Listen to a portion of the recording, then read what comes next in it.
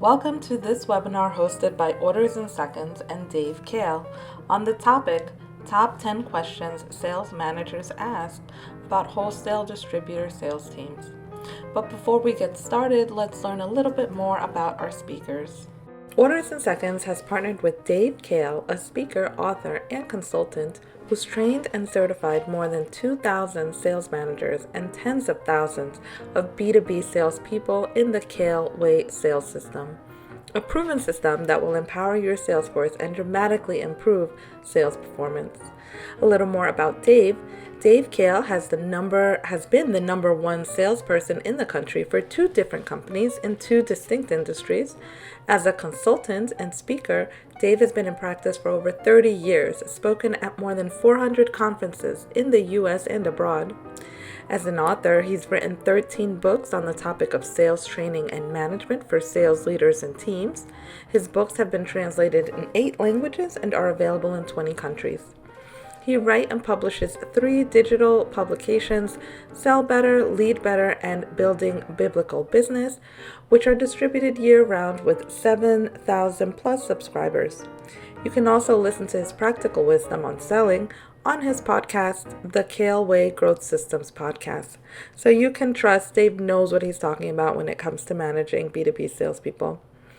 And now your co-host today, Frank Monterrosa. He is the OIS Product Specialist who will be assisting in asking the top 10 questions sales managers ask about wholesale distributor sales teams, and also sharing where our customers were coming from with the questions presented in this webinar. A little more about Frank. Frank graduated with honors and earned his bachelor's in marketing and advertising. He's participated in many leadership and entrepreneurship courses with more than 15 years experience in customer service, marketing, and sales.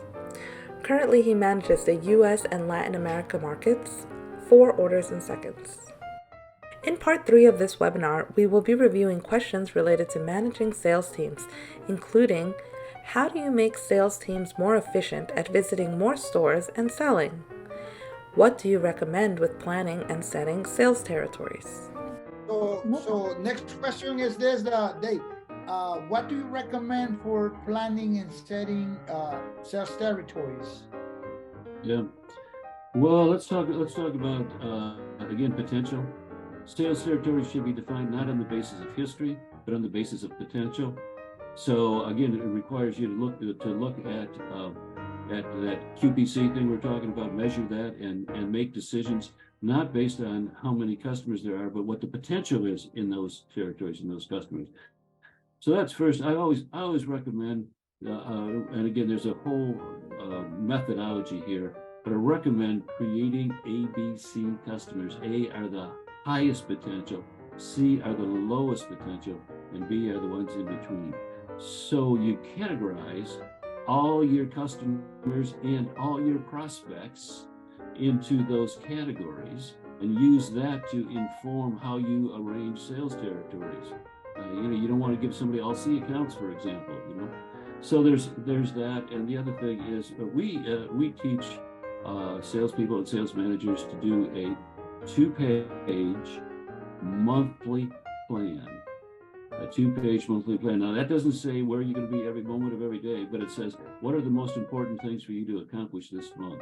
And we categorize it, we break it down into categories. What are the most important key accounts? What are you going to do in key accounts? What are you going to do with key product lines? What are you going to do with new customers? And so we create a 2-page monthly plan, and that's part of that meeting, the monthly meeting that I talked about between the sales manager and the salesperson. Review the monthly plan, and at the end of the month, ask this simple question: did you do what you said you would do? And if not, why not? And if so, good for you. And then now let's see what you can do next month. That's the format. It's basically the format for the monthly meeting. So, that's basically what we recommend for planning and sales territories. There's a whole lot more depth and detail, but that's the overview. Thank you, Dave. And the last question is this one. How do you make sales team more efficient at visiting more stores and selling? Yeah, honestly, I think you already know the answer. We've talked about it. We talked through, pull those things together. One other thing that, again, this thing about effectiveness versus efficiency. You know, it's the salespeople are often busy with the wrong things, and so we have to make a distinction between effectiveness and efficiency. And effectiveness is far more important than efficiency. So, in other words, people ask me all the time, how many sales calls should a salesperson make? And I said, well, honestly, I don't know, because I don't know your territories. I don't know how extensive is your product. But I can probably say this, probably fewer, not more, fewer.